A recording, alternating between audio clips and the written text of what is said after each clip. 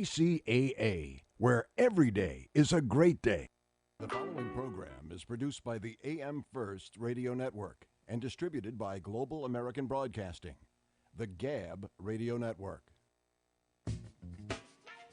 Thank you for tuning in for this edition of Justice Watch with Attorney Zulu Ali. I am Attorney Zulu Ali with the Justice Watch crew, Rosa Nunez, Michael Bilal Clark, Dr. Akil Bashir, and Andrea Rodeman. This week, like every week, we'll be discussing critical legal and social justice issues that are impacting our community. Our topic today is the nomination of Judge Brown Jackson to the U.S. Supreme Court. And joining us is a very special guest, Attorney Sadaya Kareem. Thank you for joining us, Attorney Kareem. My pleasure. Yeah. Sister Sadaya Kareem has been a member of the Texas Bar since April 2002. After graduating from Texas A&M in 1997, she went on to receive her Juris Doctorate from Thurgood Marshall School of Law at Texas Southern University in 2001. Upon graduation from law school, she did not immediately start practicing law, but instead enhanced her career working in politics and social activism. Sister Sadaya served as the immigration liaison for Congresswoman Sheila Jackson Lee from 1999 to 2001. She worked for the United States President Bill Clinton on his advance team in 1998 and served as Chief of Staff for Councilmember Carol G. Robinson at Large, Position 5, from 2001 to 2004. Attorney Kareem also worked as a visiting professor for the Barbara Jordan School of Public Policy for Texas Southern University from 2004 to 2006, teaching undergraduate law-related classes.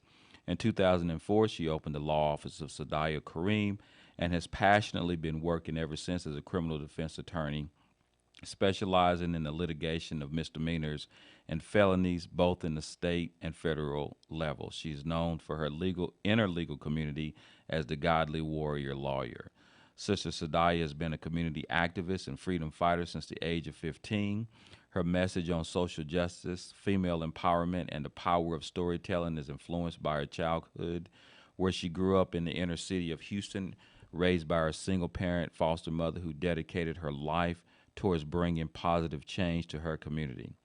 Sister Sadaya is currently the board president for Action CDC, Accepting Challenges to Improve Our Neighborhoods, Community Development Corporation, co-founder and president of Striving in Society to Achieve Sisterhood, and board member of Respect Incorporated. After Minister Louis Farrakhan's speech, Save Our Girls, in April 2015, Sister Sadaya joined forces with 4 other powerful women to help found Queendom Come Incorporated. Queendom Come Incorporated is a nonprofit organization with its mission and purpose to empower and elevate the female to live her purpose on purpose and grace and excellence as the queen that she is. Sister Sadaya is a frequent commentator on Houston's Fox 26, the Isaiah Factor, and the Africa Diaspora News Channel on YouTube, which has over 1 million subscribers, speaking on issues pertaining to justice and the black woman. Sister Sadaya is the author of Saving Humanity, a mother-to-be's practical guide on the purposeful co-creation of a savior and Know Your Right Surviving Police Stops. Sister Sadaya is a registered member of the Nation of Islam, Muhammad's Mosque number 45 in Houston, Texas. She is also the devoted wife of Brother Kasala Kareem and is the proud mother of 7, 4 girls, and 3 boys. Wow. A lot there. You've done a lot, sister. Yes, sir. Yeah. So again, thank you very much for joining us in this topic. So I guess just to get straight to it, how do you feel about this? Do you think this is long overdue? It's been long overdue. You know, to see a black woman rise to the highest judicial seat in the nation. But we know that it's not going to happen without a struggle. We know we've seen and we've watched the struggle that she's been through and she's going through in order to reach this pinnacle of success in the judiciary. But you know what? The road still continues. Her journey is still continuing. Once and be the will of God, she's confirmed for that position. Yeah. Yeah, I mean, as far as, of course, I don't know to be quite honest, I was not really too aware of her until actually she was nominated in this position. Um, but I guess beginning, just going back, I guess when we talk about Biden's our President Joe Biden's decision to specifically, uh, say that he was going to nominate a black woman for the Supreme Court. I mean, what do you think was the motivating factor behind that? Do you think that is purely politics? Do you think that, and of course, we don't know what is in a person's heart, but I mean, why do you think he chose that particular, made that a particular decision? Of course, the majority of that decision was politics. Right. You know, he was elected on the backs of black women, right? Right. And so he had to, I guess, reward us for us helping him be elected into the position that he's in now. Right. And if you look at the day and time, if you're paying attention and you're awake, then you see that him doing that, you know, his whole cabinet is very diverse. Uh-huh.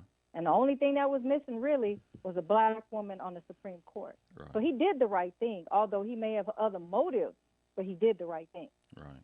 He did, definitely. And watching the hearings and the way that she, I think that her demeanor was she held her own. I mean, when they were coming at her, she definitely held But her own. she was trained to hold her own. Right. Most definitely. You know, from day one, walking into the white patriarchal system, some of it may be unconscious to her, but she knew that as a black woman, you know, and if you saw how she was handled by the Republicans, you know, Ted Cruz and friends, you see that they knew that as a black woman, she couldn't challenge them, right? Because if she tried to challenge them, she would be represented as the angry black woman. Right. And so, but she was so graceful in how she presented herself. And although we, you know, as Black America, we applaud her, but her reality is that's how she had to be all her life in her professional realm. Right. She had to not truly be who she is as an individual, but she knew what mask to put on in order to rise to the position that she's in. Right. Yeah, she definitely did. And what's interesting is that, I mean, it's not really her first, go around. Of course, I think she went through the same process when she went through the D.C. court, when she was appointed to the D.C. court. And, she had no problems, with the Senate at that particular time. But I thought what was really interesting is that, all of those issues, or at least the things that they made issue, were things that would have existed at the time that they confirmed her for the D.C. court. And also what was really interesting is that the dramatics, the way that, I mean, everything that they did as far as the confirmation hearing was concerned was calculated. And when we talk about politics, I mean, it seemed like Lindsey Graham and Ted Cruz, as they go through this process, I mean, you could see that they were playing to their constituency. Oh, absolutely. So, it was a statement, really. You saw a lot of Trumpism going on. Right. The Republican Party, white patriarchal, white supremacist, they were like really letting us see where we are in this day and age. Right. Although, we've seen a lot of changes, they wanted to let us know, and I'm talking about us, meaning America, know that they are still in charge. And the way that they attacked that sister on issues that had nothing to do with her qualifications, her legal acumen, none of that. Right. And what they were trying to do was provoke her. And it was a strategy that they used, but it failed. Right. I believe it failed. Oh yeah, yeah. I think things are going, as you said. God willing, it'll all work out as far as her being confirmed. But I mean, what would be?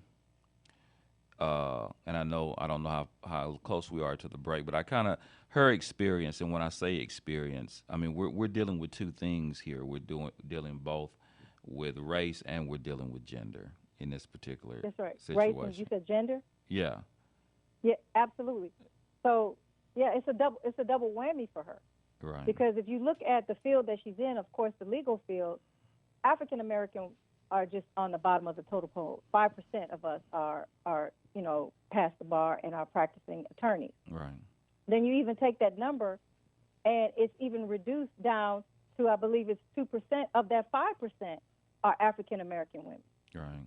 And so not only did she go into a field that she is so underrepresented as a woman, Right. she's very underrepresented as an African American woman. Right. And so you can only imagine the struggles and that she had to go through in order to be in the position that she's in now. Right. Yeah, I mean that's yeah, for sure. I mean, she has, I mean, so to speak, I guess, for the lack of a better term. I mean, clearly her they tried to attack her on some of the decisions that she made that might have been overturned by the courts. But I mean, she has a very low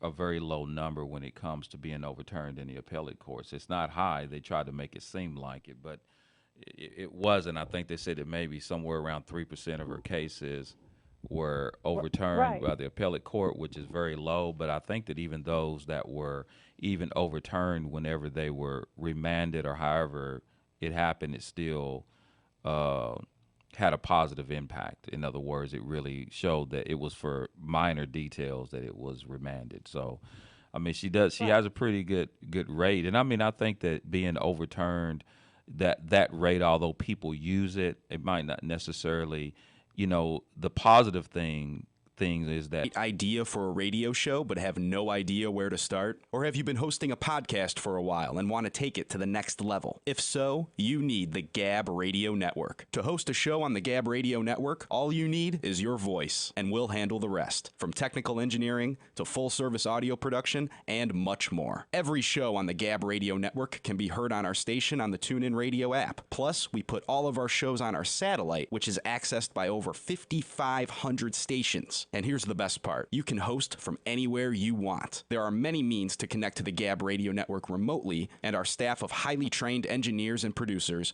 will make you sound like you're right here in studio. So, if you want to be on the Gab Radio Network, the same network that hosts the Small Business Advocate, Radio MD, and the Federalist, send an email right now to sales@gabradionetwork.com. That's sales@gabradionetwork.com.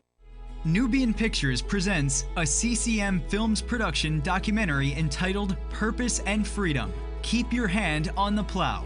This emotional and strong documentary tells the story of African-American lawyer Zulu Ali seeking justice and his purpose as a lawyer, while crossing paths with Araceli, an undocumented immigrant from Mexico who is seeking her freedom. Together, they help discover their purpose and freedom in each other. Watch this incredible film today from iTunes Movies, YouTube Movies, Amazon Prime, and Google Play Movies. Learn about the cast and crew, links to purchase, and more at purposeandfreedommovie.com. Purpose and Freedom. Keep your hand on the plow. Available now. Rated G. I did not feel safe. That's why I decided to come to California, because I didn't feel safe in Mexico. it's kind of like the system, and if you go outside the system, then it becomes a struggle. Are you an immigrant seeking defense representation and are looking to protect your rights? Or maybe someone who is experiencing an injustice or discrimination and need a lawyer you can trust? Well, that's exactly why you need the help of award-winning trial lawyer Zulu Ali. The law offices of Zulu Ali provides immigration defense representation for those seeking justice and looking to protect their rights. If you or a loved one needs professional legal advice and representation, then contact Zulu Ali. Zulu Ali's firm focuses on criminal law, family law, civil and personal injury, and international law. Zulu Ali is a former police officer and U.S. Marine, so you know you're in good hands. Serving all of California and immigration cases nationwide, representing victims and suspects at the International Criminal Court at The Hague. Call Zulu Ali today at 888-682-3049 or visit ZuluAliLaw.com.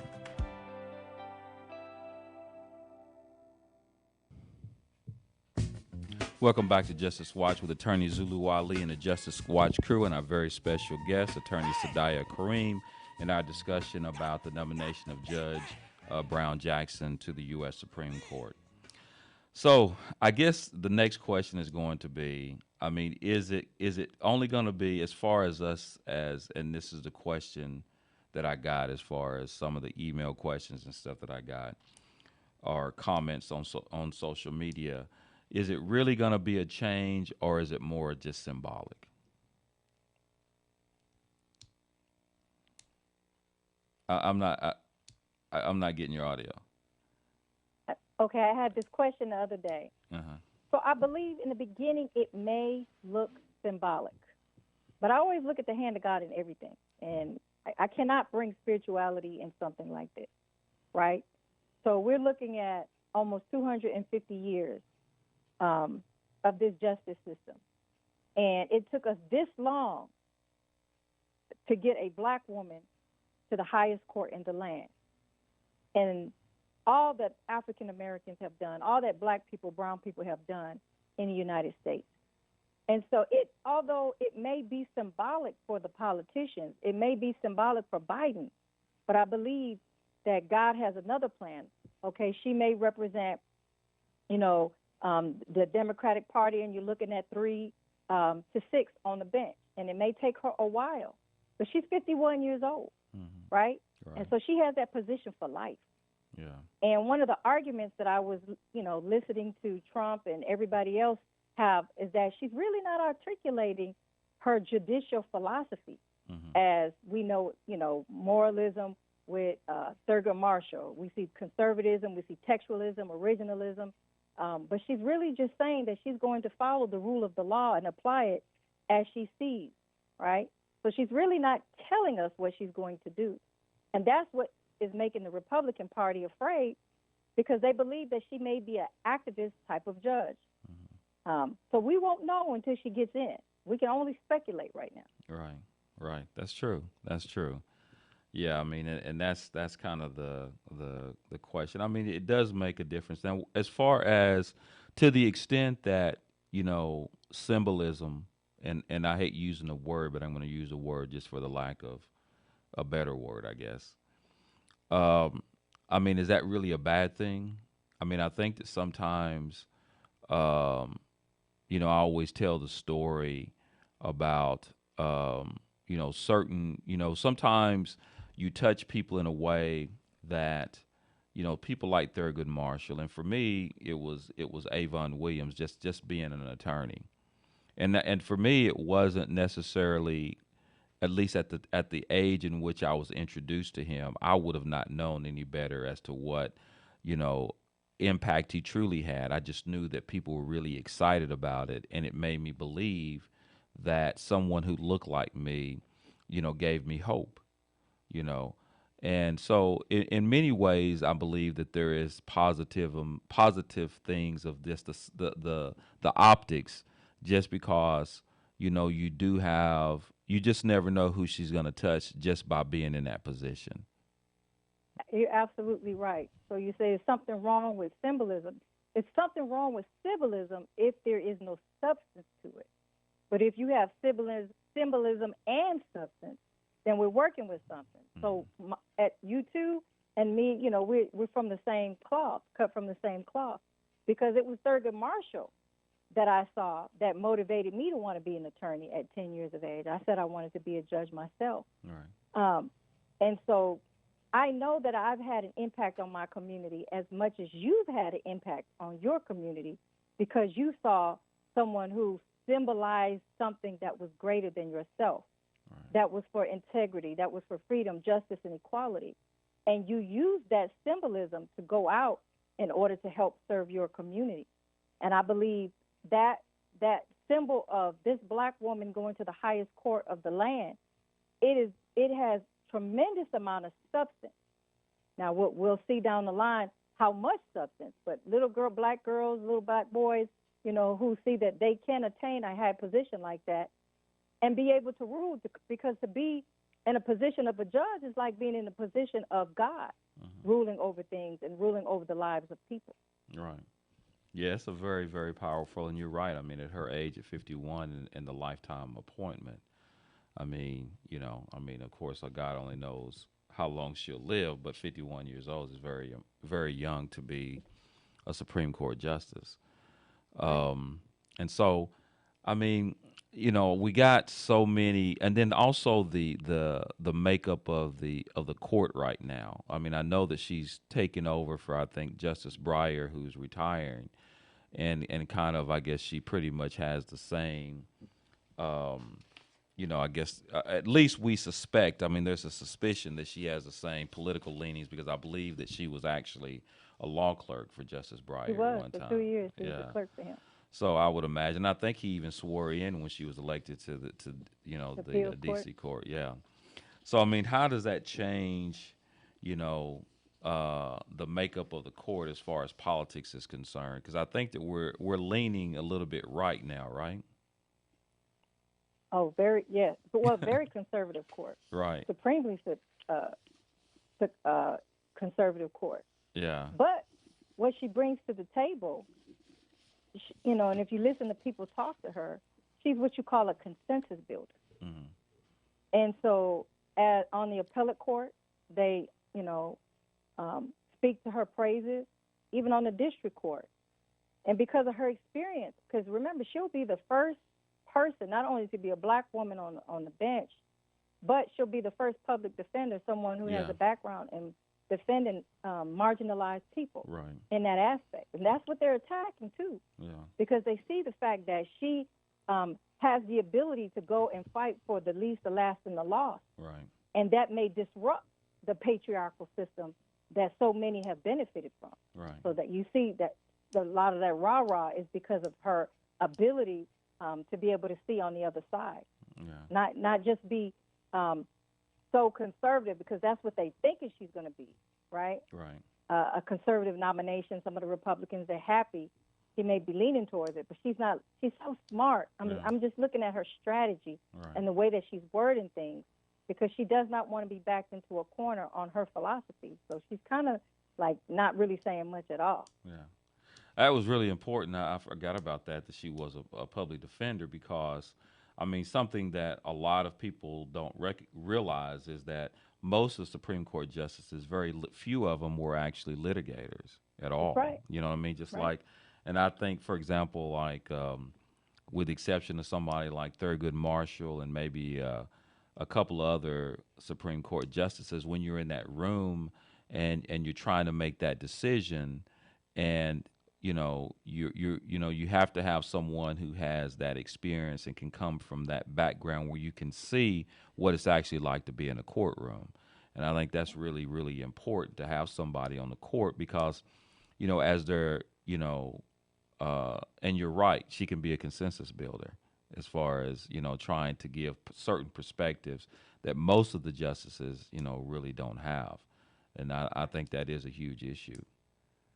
With her having that background, and then you had, and of course, I don't even think, I remember there's, out of all the Supreme Court justices, at least in the recent history, I think there might have been maybe only two that ever argued cases even before the Supreme Court. Of course, we know Thurgood Marshall probably argued more than anybody else.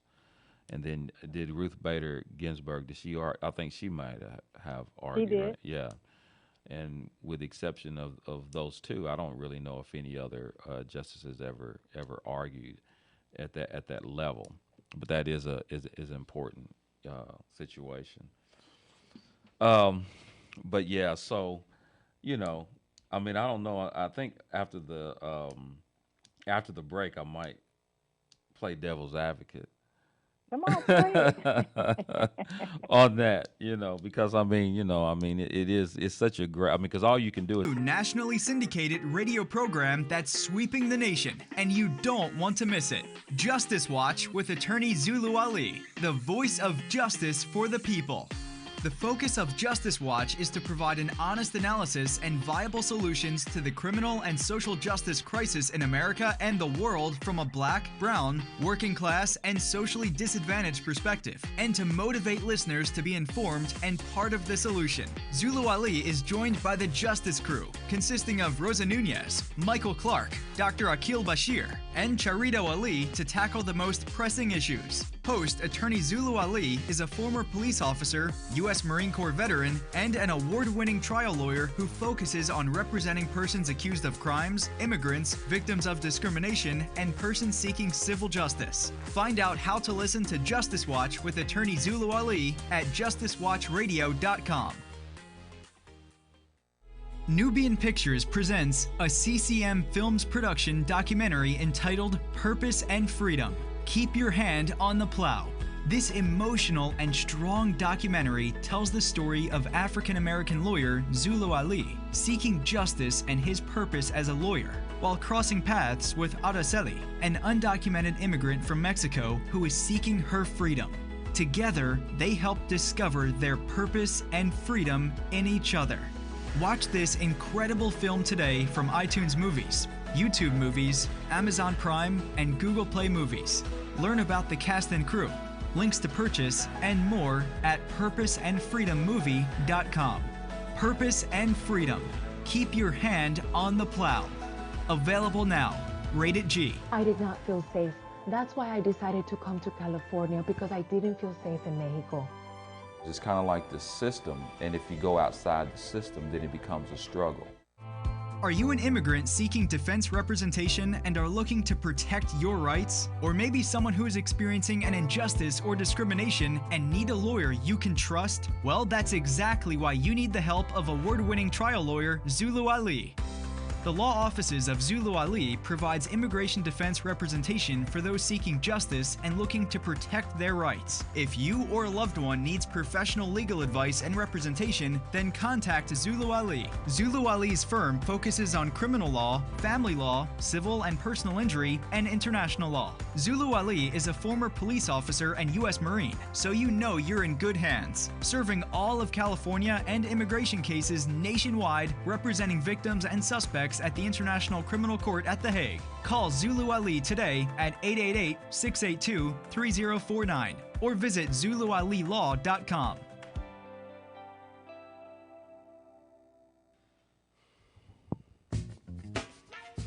Welcome back to Justice Watch with Attorney Zulu Ali and the Justice Watch crew, and with our very special guest, Attorney Sadaya Kareem. Okay, so it appears that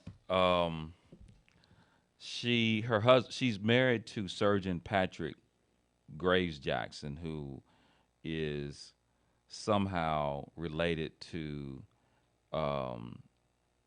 former Speaker of House Paul Ryan, right? Right. Yeah. So I'm His trying. twin brother is married to Paul Ryan's sister. Oh, is that right? Okay. So I mean, what is her politics? I mean, I guess other than what her performance. I mean, would she be? We don't know whether she's conservative. Is that kind of where we are, or how do we know where she's leaning, or do we? She leans towards conservatism for sure. Yeah. And of course, she met her husband while she was at Harvard.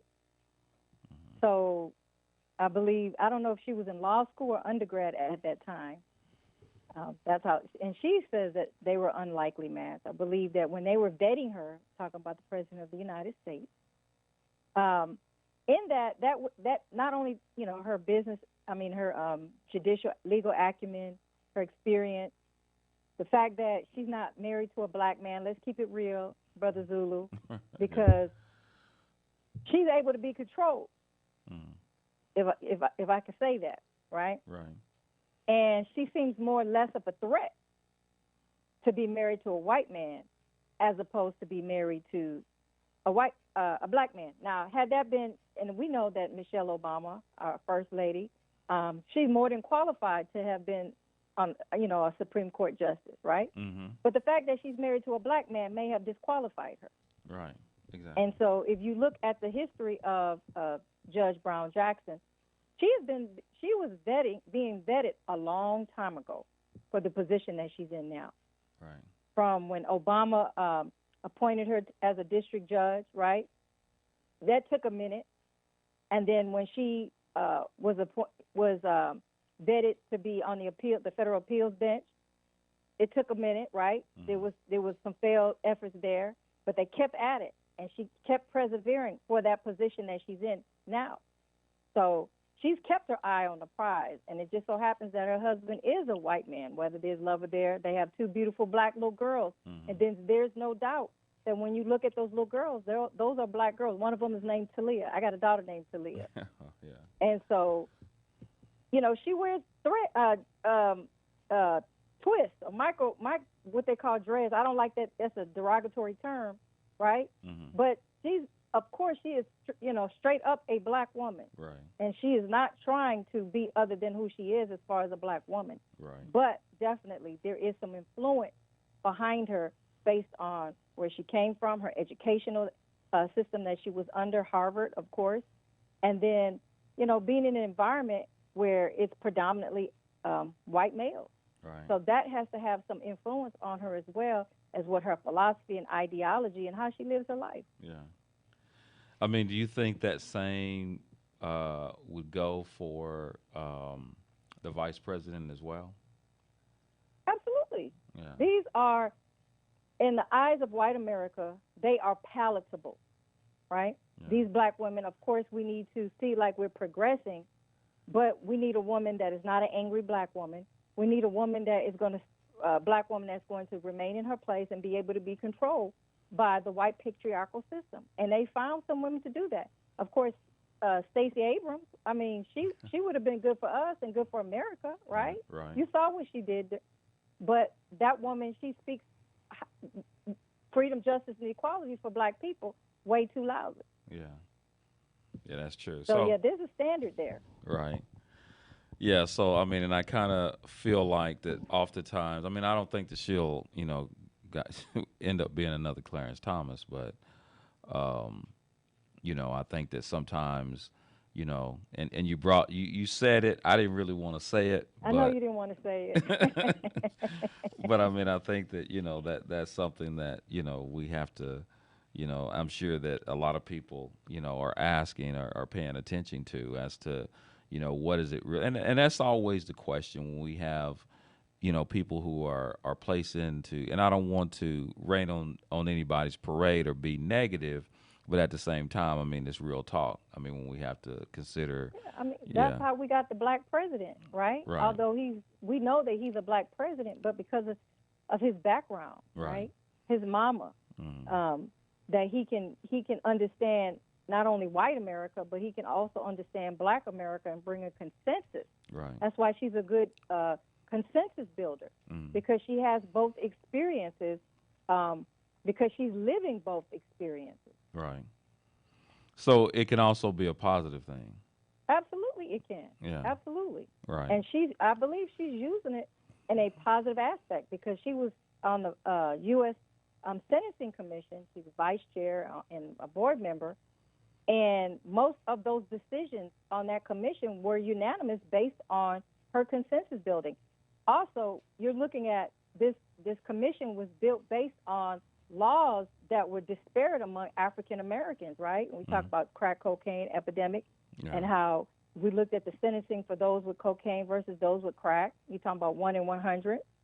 And she came in and she was able to help fix that problem that we had. Right. I mean, it also talked to, I think her father was an attorney. I mean, became an attorney as well. Her father was attorney. Yeah. I believe her uncle, he was a chief of police for Miami. He has a brother, I believe, who's a police officer as well and was in the military. Right. So, you know, she goes both ways. So she can straddle both worlds. Right. Yeah. I guess that is a positive, definitely a positive thing. I mean, and now as far as looking at our problems, of course, as we go forward, other than just the optics of what we're seeing with this nomination with Judge Brown Jackson, I mean, are we going to see any other progress? I mean, I think this administration, other than this move, to be honest with you, I've been very disappointed with this administration. I mean, I think that obviously, as you said in the very beginning, that black people clearly were responsible with, you know, putting them in the office. However, I don't know if the administration has, has basically paid its debt, in my opinion. I mean, this is kind of one of the first times that I've seen this administration really do something that is, somewhat, towards African Americans. But I mean, they've been absent otherwise. No, why? Before you started this show, I was listening to the commercials, and it was a news commercial where they was giving the news about there was a recent poll that was taken on the approval rating of Biden and how it's just tremendously low. I think it's 40% now, and it's steady declining. And America is seeing how weak this president is, you know. Right. And you talked about symbol, and we're seeing with his appointments, they're more symbol than substance. Right. Right. And so, as far as helping the marginalized community, we're not benefiting any from his presidency. Right. Right. Yeah, he's been very much absent. At least from my opinion, I was hoping for more and really disappointed. I think that the support for him, obviously, it was more of a consensus on, Get Trump out. Exactly. I mean, that was the main thing. But we ended up, seeing, and that was the question. I mean, I know like for example, Ice Cube, how people were very, critical of his, I think it was a 10-point plan, and the fact that he was willing to meet with. I mean, I think they were unfair on him personally, because I think that he had a point. He was just trying to make a point that we have to stop giving away our vote, and we need something in return for our vote. And we are, very quick to give away our vote to someone who makes us feel good. We really get into the feel good as opposed to really any substance. And I think that, much hasn't really changed in general. Of course, we don't have the face of Trump to throw it in our face, but in many ways, a lot, hasn't necessarily changed for the most part with him in office. I think he should have been a lot more aggressive with regards to, things that are going to benefit black people. We're just satisfied with, an African American vice president, and it stopped there. In many ways. On your show, in that realm, I'm a proponent for separatism, right? Right. So we're looking to the government to solve our problems. Right. That we can do for ourselves. Exactly. Create our own institutions. We create our own governmental entities. And when we stop asking for handouts or believing and putting all our hope in these presidents, even Obama, right, as it pertains to saving us, the marginalized community, black people, brown people, period, that's the problem that we're facing, because it can't happen unless we do for ourselves. Right. That's so true. All they need to do is just get out of our way. Exactly. Give us some land. Right. We already have the skill, the acumen, right? Yeah. Just let us live and let us be separate so that we can build our own, because we did at one point in time. And when we were thriving and prospering, what did we see happen? Let's talk about Black Wall Street. Right. So, and many other towns like that. Yeah. Yeah, they definitely, as I always say, nobody goes after the new nationally syndicated radio program that's sweeping the nation, and you don't want to miss it. Justice Watch with attorney Zulu Ali, the voice of justice for the people. The focus of Justice Watch is to provide an honest analysis and viable solutions to the criminal and social justice crisis in America and the world from a black, brown, working class, and socially disadvantaged perspective, and to motivate listeners to be informed and part of the solution. Zulu Ali is joined by the Justice Crew, consisting of Rosa Nunez, Michael Clark, Dr. Akil Bashir, and Charito Ali, to tackle the most pressing issues. Host attorney Zulu Ali is a former police officer, U.S. Marine Corps veteran, and an award-winning trial lawyer who focuses on representing persons accused of crimes, immigrants, victims of discrimination, and persons seeking civil justice. Find out how to listen to Justice Watch with attorney Zulu Ali at justicewatchradio.com. Nubian Pictures presents a CCM Films production documentary entitled Purpose and Freedom. Keep Your Hand on the Plow. This emotional and strong documentary tells the story of African-American lawyer Zulu Ali seeking justice and his purpose as a lawyer, while crossing paths with Araceli, an undocumented immigrant from Mexico who is seeking her freedom. Together, they help discover their purpose and freedom in each other. Watch this incredible film today from iTunes Movies, YouTube Movies, Amazon Prime, and Google Play Movies. Learn about the cast and crew, links to purchase, and more at purposeandfreedommovie.com. Purpose and Freedom. Keep Your Hand on the Plow. Available now. Rated G. I did not feel safe. That's why I decided to come to California, because I didn't feel safe in Mexico. It's kind of like the system, and if you go outside the system, then it becomes a struggle. Are you an immigrant seeking defense representation and are looking to protect your rights? Or maybe someone who is experiencing an injustice or discrimination and need a lawyer you can trust? Well, that's exactly why you need the help of award-winning trial lawyer Zulu Ali.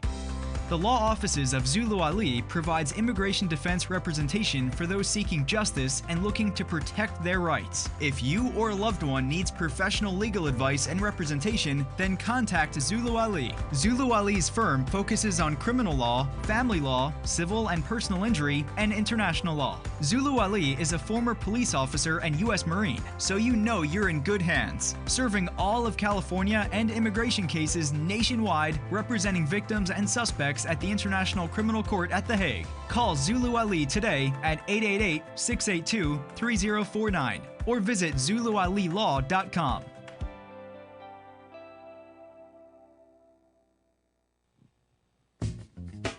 Welcome back to Justice Watch with attorney Zulu Ali and the Justice Watch crew and our very special guest, attorney Sadaya Kareem, and in our discussion on the nomination of Judge Brown Jackson to the Supreme Court.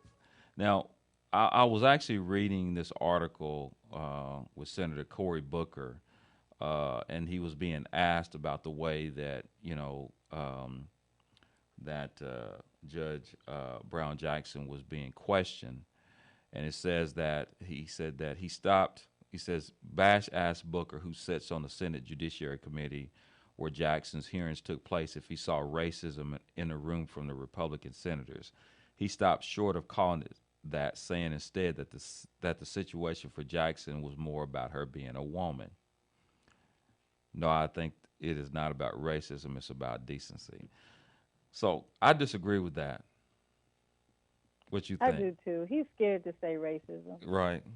He's a politician. Exactly. So, he has to walk that fine line. Right. Because he wants to get reelected. And if he shows any type of activism, that may be a backlash to him. And so, with the whole Democratic Party that was sitting on in the Judiciary room, and I've been there before. Mm-hmm. And let me tell you, they did nothing outside of the end statement that the chairman made. They did nothing to stop these attacks on this black woman. Right. They actually just stood back and let it happen and did not jump to her defense. Yeah. Right? And then they want to speak at the end and say how it was just unbecoming of senators. Yeah. But you had a chance to jump in. And it had the things that they were talking about, the critical race theory. Right. Her record on crime, and most of the federal judge says is very similar. Right. Brought up a book by another black man. Yeah. That's in the library in the school that she's on the board of, right? Yeah. Which is the same book that's in Ted Cruz's children's school, right? Right. Talking about anti-racism, and wanted to challenge her on it. Mm-hmm. It's just so much that they did to try to bull bait, and that's what they really were doing, to bull bait her or provoke her into her being other than herself. Yeah. And she didn't. She didn't waver. And that's what we as Black America, we're applauding. But she's playing the game, and she knows exactly what that game is as well, because she's trying to become the first black woman on the Supreme Court. Yeah. I mean, what is really the irony about of the issue about her being African American and her being a woman, and I don't know how do I say this. it's almost, at least from my perspective, is if I was someone who co-signed the, although we call it superiority, I mean in reality it is inferiority, right? Okay. As when it comes to white supremacy. The reality of it is, if you're concerned about someone who is going to do something for black people, you should be a lot more fearful of a woman than you would be a man, especially an African American woman. I mean, historically, and I say this, and this is the reason I say this, and I probably shouldn't say it on the radio, but I'm going to say it. That as a trial lawyer, when I'm picking a jury, and if I was going to pick someone that I knew that if they went into the jury room and that they were not going to, I mean, I'm not going to say that a black woman is going to do something for a black person just because she's a black woman. But if she's not convinced that, one side didn't prove her case, based upon my experience, I would put more faith in a black woman than a black man when it comes to going into the jury room and holding her own.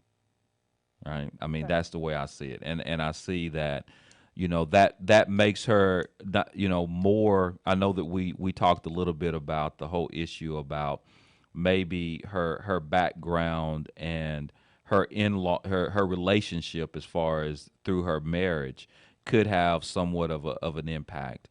But I think that with her being an African American woman, as African Americans, we definitely should applaud that, because I think historically that has been, who has held the community down. So I think that we would probably, at least from my perspective, that's what's exciting about it, because we know that that is going to, and of course I'm throwing out generalities there, but that's the way I feel about it. I mean, a strong black woman is powerful. I mean, let's just be real. I mean, that's just, they're So you very came powerful. from one, right? Right. I mean, and I know that growing up in a single parent household, I mean, and just my own experiences, that women are very powerful, and especially black women, and to have someone in that position, is extremely exciting, regardless of maybe her background and maybe the issues that she may have as far as people who may get to her. But I think that would make someone nervous, in my opinion.